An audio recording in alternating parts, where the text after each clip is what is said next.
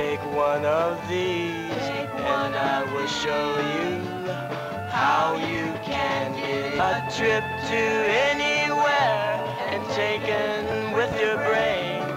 But when you get there, you might just go insane. Follow me, I'll take you there. Now don't you see something that makes you want to blow your mind? Want to blow your mind. Now you are free, but when you come back, don't leave yourself behind.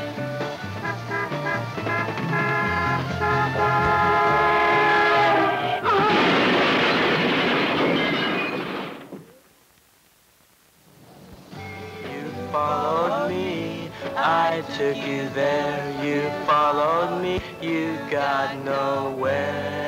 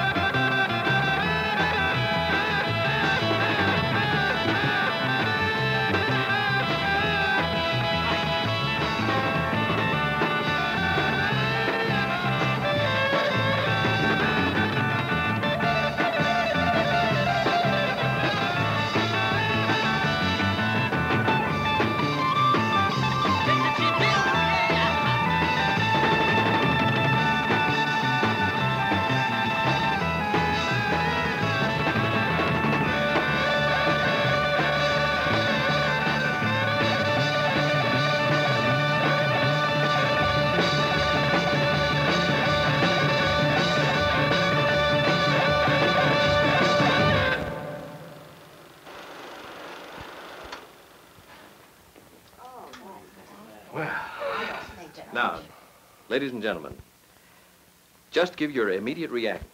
Answer which best describes each of the scenes. Well, what if I think they're all LSD? This was one of many such groups with whom I'd met. Parents seeking an answer. Their common bond was fear. It was reflected in papers. The scenes they had watched all suggested LSD. And this is our culture's anxiety of a growing number of parents who think or know that their children are using LSD, or are afraid they may be tempted to use it. Now, let's take another look at these scenes and see how they compare with our answers. What are we going to see now? Most of you thought this was an accident caused by the use of LSD. Some of you even thought it might be a suicide. It was drugs, but not LSD. Her doctor gave her some medication with a warning not to drive, but she thought warnings were for other people.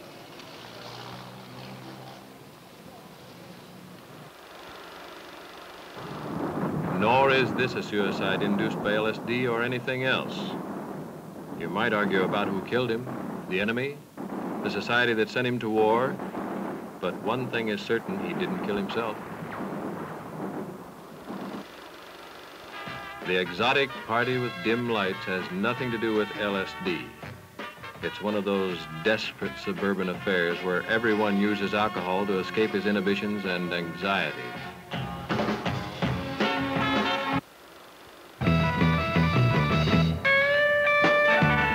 You could almost smell the incense in this one, couldn't you? Well, there isn't any.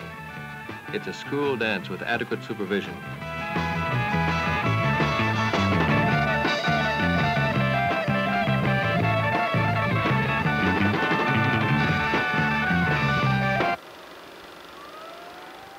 The boy in the ambulance? Yes, this one is LSD. A bad trip. There's no question we have reason to view with alarm. But 4 times out of 5, our fears are groundless. We're being victimized by alarmists and sensationalism, which causes us to look at the world in a distorted way.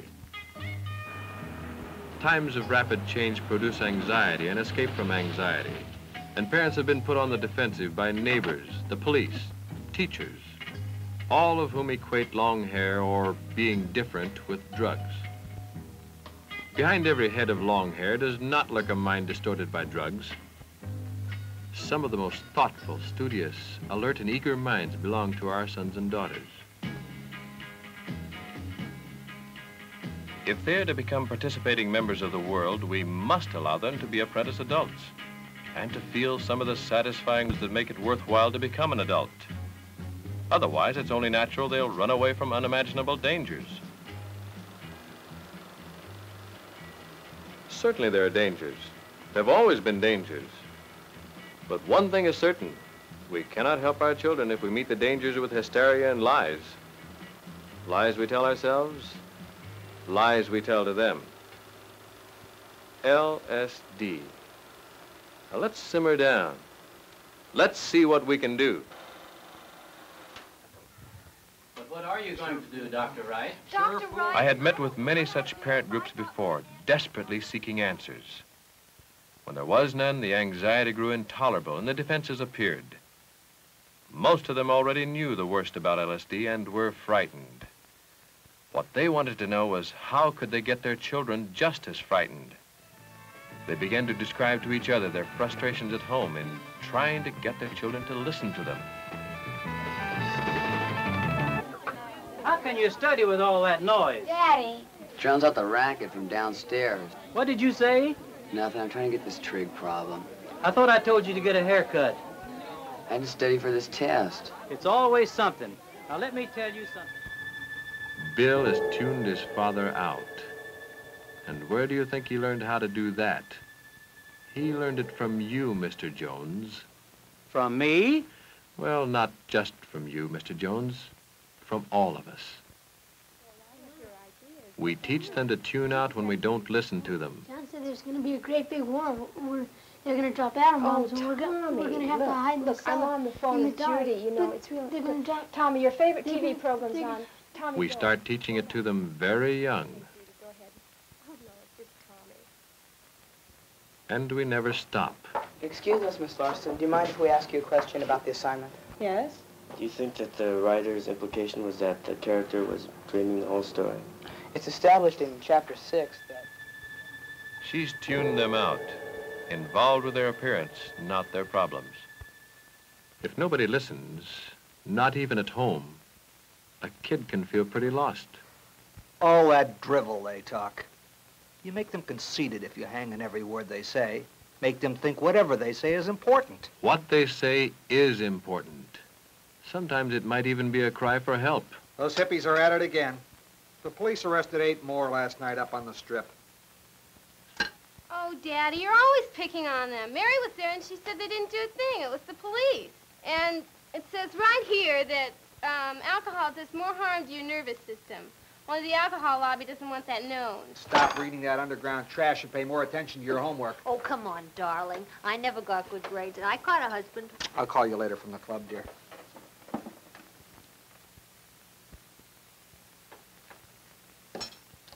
Oh? What's the matter with you? Nothing. Can a person have any freedom around here? Freedom. Freedom.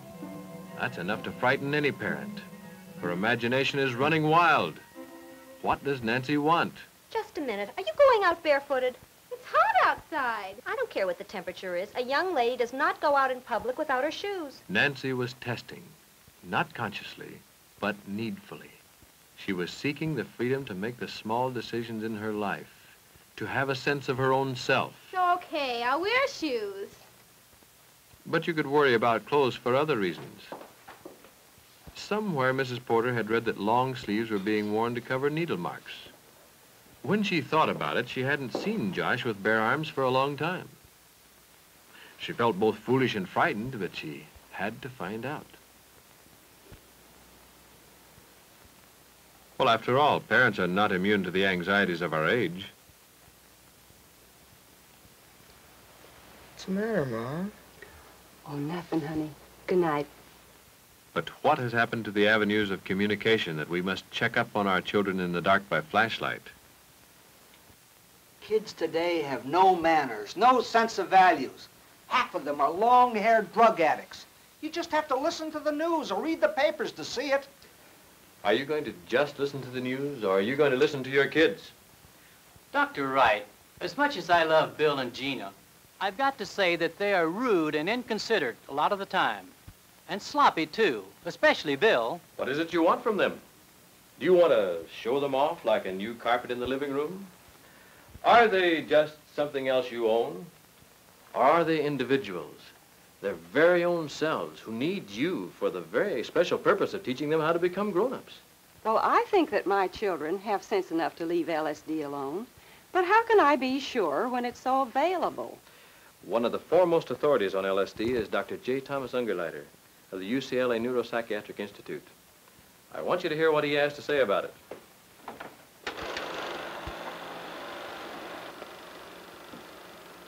I'd like to share some of my thoughts with you about LSD. The story, particularly of LSD, and also that of any of the drugs of abuse, is really a story of much more. It's a story of the two generations, of those under 30, often called teenagers, teeny boppers, adolescents, or whatever, and those over 30, those of us who are the establishment. For drug usage is a symptom. The story is that of adults' defensiveness, hysteria, scapegoating, frantic passing of laws, and real helplessness. It's also a story of youngsters' rebellion, gullibility, of adverse reactions and felony and misdemeanor convictions. Tragically, the story has caused a tremendous failure in communication between the two generations, which has led to what we call a real generation gap. We've all been pretty helpless. Parents, schools, police, judges, doctors, hospitals, psychiatrists, ministers. There's no simple cause, like being too permissive or too strict or not caring for the kids, nor can one expect each parent to be a drug expert on many different drugs by reading all the literature and having all the right answers. No, no one's to blame. There's no simple answer. No school courses, movies, tranquilizers, nor laws to solve this problem. Rather, we must understand a couple of things about the adolescent, and perhaps that will lead us as well to even understanding some things about ourselves. Now, understanding doesn't mean that we'll be totally permissive. We'll certainly lay down some rules.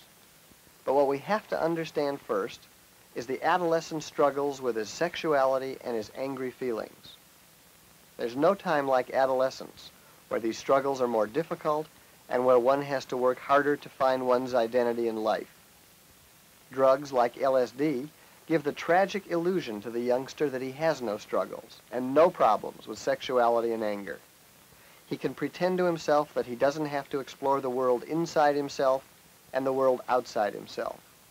Unfortunately, the youngster who's contemplating taking doesn't tell us about his hang-ups, as we call them, nor does any adolescent. But what he is to test us. He criticizes us and our society, the world we've created. And this leads to the second point that we must understand. This is the coexistence in the adolescence of extreme perceptivity and extreme gullibility. His gullibility makes the adolescent swallow the nonsensical hucksterings of any drug prophet who comes along. We could probably sell him Disneyland if we tried. On the other hand, it's his perceptivity which makes the adolescent seemingly such a problem for the rest of us. He criticizes what he sees as being imperfect in our world, and he sees things in the adult world that we would rather he didn't see. He sees the hypocrisies. He sees the stifling of the organization man's individuality. He sees our materialism and often shallow lives. Unfortunately, when he criticizes us, we get defensive. And this is where the generation gap really becomes so large. This is where we really turn off his listening to us. Sometimes we say all drug use is a giant communist plot. Sometimes we advocate censoring the radio stations that play rock and roll songs with words and ideas we don't like. Sometimes we frantically pass laws. But always we're defensive and not willing to admit that the youngster has to help us to create a better world instead of dropping out of the world as we know it with drugs. But adolescence is a time of paradoxes. These kids actually want us to retain control of the home, the classroom, and the campus, and not to panic or to be totally permissive. They want to know our ideas, but they don't say, for example, tell me about alcoholism. What the adolescent says instead, to test us, is something like, alcohol is worse than LSD. Then he watches our reaction. It's so important to let the youngster explore new ideas. For ideas and even rebellion can be good, but not the drug rebellion. Of course, these kids have us in a vulnerable position. We're a drug culture. That's the message at the beginning of the film. It's such a fundamental hypocrisy when we adults tell the youngsters that our drugs, our barbiturates, tranquilizers, and especially alcohol, are good drugs, and that it's their marijuana and LSD that are the bad drugs. What can we do? First of all, I think it's vital that we let people talk about drugs in the schools and at home, because to make talking about drugs forbidden is to make it very exciting. Indeed, I've talked to youngsters who take drugs who would rather be drinking alcohol because they like the effects of alcohol better.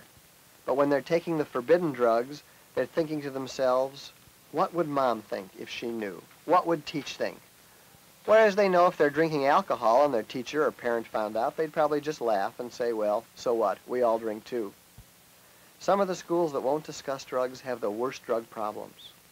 Others, where they're minor drug problems, treat it like any other of society's difficult problem areas by discussing drugs, not preaching, but letting the youngsters form their ideas based on knowledge. An honest I don't know is okay to tell a kid, but not the big lie. We often rationalize the big lie by saying that it's for the youngster's own good. So, with LSD, we talk of deformed babies, unproven, to scare them. But that's what they don't buy. But let's face it, we can't equate the danger of a youngster rebelling with a very dangerous drug like LSD with the danger to him of long hair, even though we may not like long hair because we can't tell the boys from the girls. And when we read in the paper about a sensational story that this or that drug is either instant happiness or instant death, let's keep our cool, as the kids say. Let's not get uptight, or let's be from Missouri, meaning let's be very skeptical and let's go after the real facts. LSD, let's simmer down. We have to remember, above all, that the adolescents are struggling with their feelings of aggression and sexuality, along with the need to establish an identity. They are rebelling and experimenting sexually, trying to find out who they want to be like, what they want to become as they grow older. Many of them see LSD as offering a magic solution for these struggles. But because the drug helps the adolescent to pretend to himself that he's not rebellious or angry, nor has any sexual needs, it deprives him of the chance to work out his problems at the most crucial time of life. This is the greatest tragedy from LSD. Man's search for El Dorado in a pill continues. LSD will surely become obsolete as other more potent psychedelics are developed. As Dr. Ungerleider has said, people need to explore their feelings and talk out their reactions. People make us feel so self-conscious about our teenagers. Why, we worry more about what the neighbors have to say than about what's good for our kids. You sound like a hippie, accusing us of saying one thing and meaning another. But adolescents have always criticized the world their parents made. If you criticize a thing, you don't have to admit you're afraid to grow up and become a part of it. On the other hand, much of their criticism shows honesty and mature perception. They seem to be both childish and wise at the same time. Instead of defending our world, perhaps we ought to invite them in to improve it. Does that mean they can do anything they like? No. Just listen to them. If we listen, if we really listen, if we listen right now when it's important to them, not later on when you've read the papers or when we've washed the dishes or maybe had a minute, if we give them the same respect we'd give a passing stranger, we might be able to get them to return that respect and the interest. We might even get them to hear what we're saying. But what? What are we supposed to say to them? No one can tell you for sure what to say. Every individual is different. Every family knows for itself what's gone on before. But we don't even remember what we've done wrong. You don't have to remember. There are all the pressures of the outside world, all the pressures of his inner changing adolescent self. Try to concentrate on keeping the channels of communication open. Most kids are essentially moral. They think a great deal about who they are and where they're going. Is a psychedelic trip really worth risking the damage to your minds and your bodies? Well, how do you know, Mom? You've never experienced it. You've never even been there. Well, I don't have to have syphilis to know I don't want it. What they crave is our honesty. Well, what about LSD? Lately, the new research has shown that it may affect your unborn children. Do you know that for a fact? No, I really don't. But why take a chance? You know, there's all sorts of jobs going on in research and investigations about LSD. Why not get on that side of the fence instead of being the guinea pigs? Oh, come on, Mom. Calling Dr. Kildare. Keep your cool. They heard you. Give the thoughts time to germinate. Growing up isn't easy, but we can help by setting reasonable rules that the kids can help to formulate.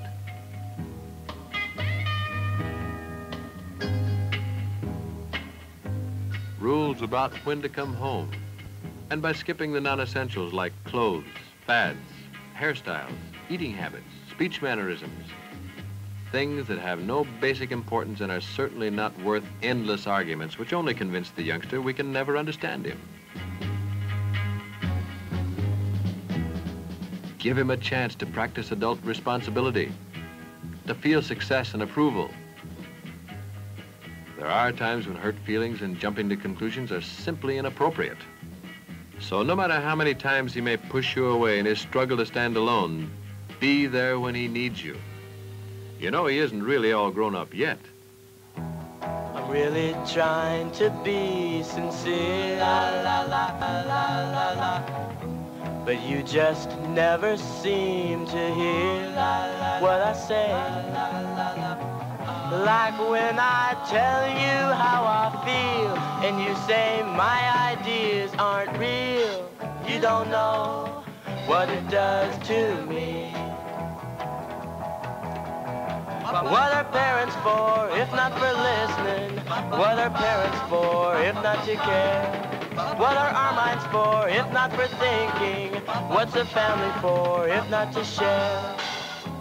You don't know what it's all about, la la la la la la, and so I'll have to tune you out, la la la la la la, because you just don't hear my philosophy.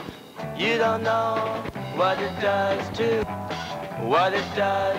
me, what it does to me.